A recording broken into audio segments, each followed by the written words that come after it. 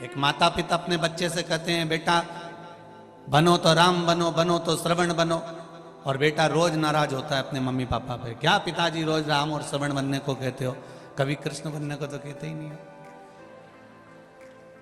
पिताजी ने एक थप्पड़ दिया औलाद में, पुत्र में, तेरे को कृष्ण बनने को कह दूं और तू गलत काम करने में लग जाए। भगवान कृष्ण को जानकर, लोग जानते तो है नहीं कि भगवान कृष्ण ने चीर की लीला क्यों करी, भगवान ने माखन चोरी की लीला क्यों करी, भगवान ने ये सब लीला क्यों करी। बस उसका गलत मतलब दुनिया ने निकाला, पर अच्छा मतलब कहां निकाला। इतने में पुत्र ने कहा मैं राम और श्रवण बनने को तैयार हूं। जैसे दशरथ जी ने पूरी सत्ता राम जी को सौंप दी थी, लाओ मुझे तिजोरी की चाबी दो।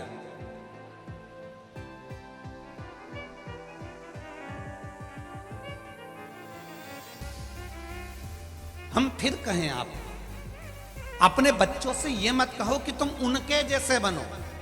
अपने बच्चों को इतना संस्कार दीजिए, इतना संस्कार दीजिए और इतना अच्छा बना दीजिए कि दुनिया के लोग कहें कि उनके बेटे जैसा बन जा। यह संस्कार होना चाहिए, यह ज्ञान होना चाहिए।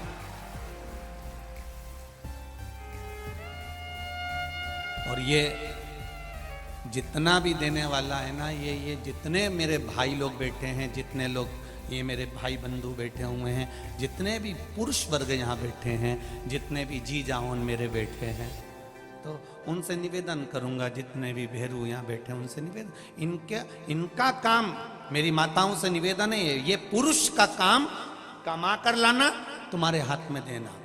अच्छा कमाना, अच्छा खिलाना, अच्छा पहनाना, अच्छा खर्च करना, यह पति का काम होता है। पर बच्चों को अच्छा संस्कार देना यह माता का काम होता है।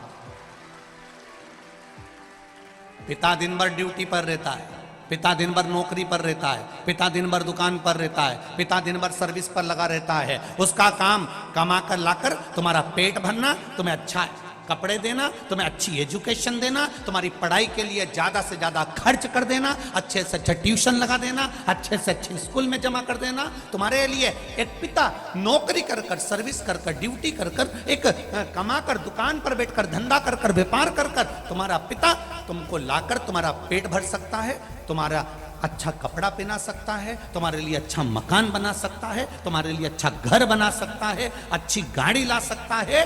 पर उस बच्चे को अच्छा संस्कार देना, नम्रता देना, पिता से सही तरह से बात करना केवल मां ही सिखा सकती है। वो माता का कर्म है कि माता उसको किस तरह से डील कर रही है, माता उसको किस तरह से सिखा रही है।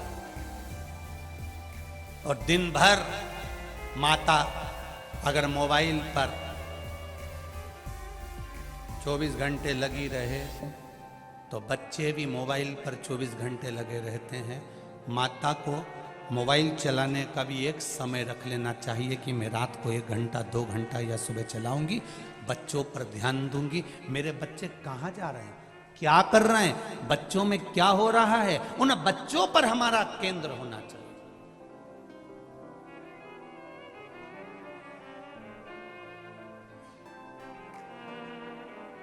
जब बच्चा बड़ा हो जाता है ना, तब मां पूछती है कहां जा रहा है। जब बच्चा छोटा रहे तभी बच्चे पर इतना कंट्रोल होना चाहिए कि वो जाए तो बता कर जाए, मम्मी मैं मेरे दोस्त के यहाँ जा रहा हूँ, मेरे को कॉपी लाना है, मम्मी मैं अभी आता हूँ, मम्मी मैं अभी पहुंचा। तब माता के सामने, अब माँ कहे बच्चा बड़ा होने के बाद में पूछे कि कहाँ जा रहा है तो बच्चे को बुरा लगता है, क्योंकि इतने सालों से उसने पूछा ही नहीं था। अब क्यों टोक रही है, अब क्यों बता रही है, अब क्यों बोल रही है। और मान लो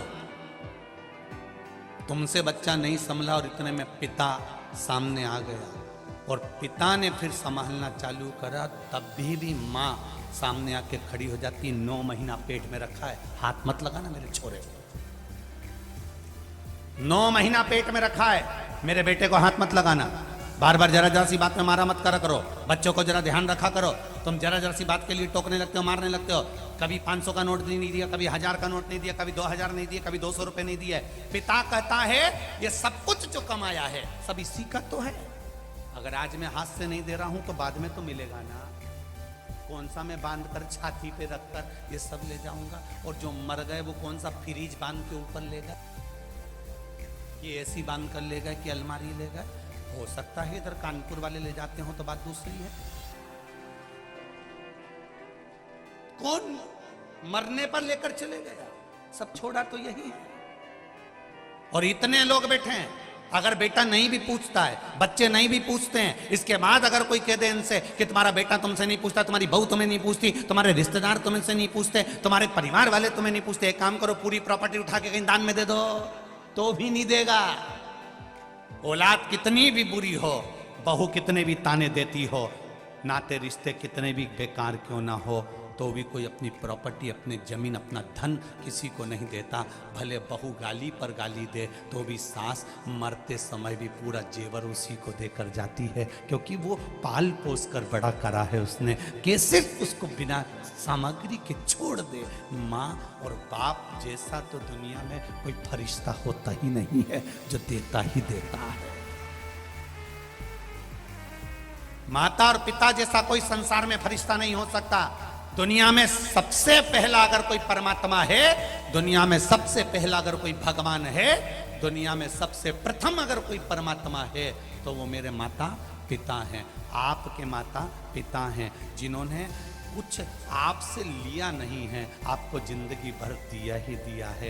रात भर जगती है, तुम्हारे ऊपर कम्बल उड़ाती रहती है, रात भर रोती है जब तुमको एक इंजेक्शन लग जाता है, तुम्हारे शरीर में कष्ट हो जाता है, तुम्हारी पढ़ाई के लिए, अच्छी एजुकेशन के लिए, तुम्हारी विद्या के लिए वो मायके तक नहीं जाती कि इसकी एग्जाम चल रही है, इसकी पढ़ाई चल रही है, मैं नहीं जाऊंगी, अभी इसको पढ़ाऊंगी और इसका एग्जाम है। वो अपना जीवन खुद खा रही है। इतने में बच्चे ने कह दिया, मम्मी क्या खा रही हो, मुझे दो। एक ग्रास मुंह में गया था, इतने में पूरी प्लेट अपने बच्चे के हाथ में दे देती है। वो दुनिया में कोई दूसरा नहीं, परमात्मा ही हो सकता, केवल एक परमात्मा।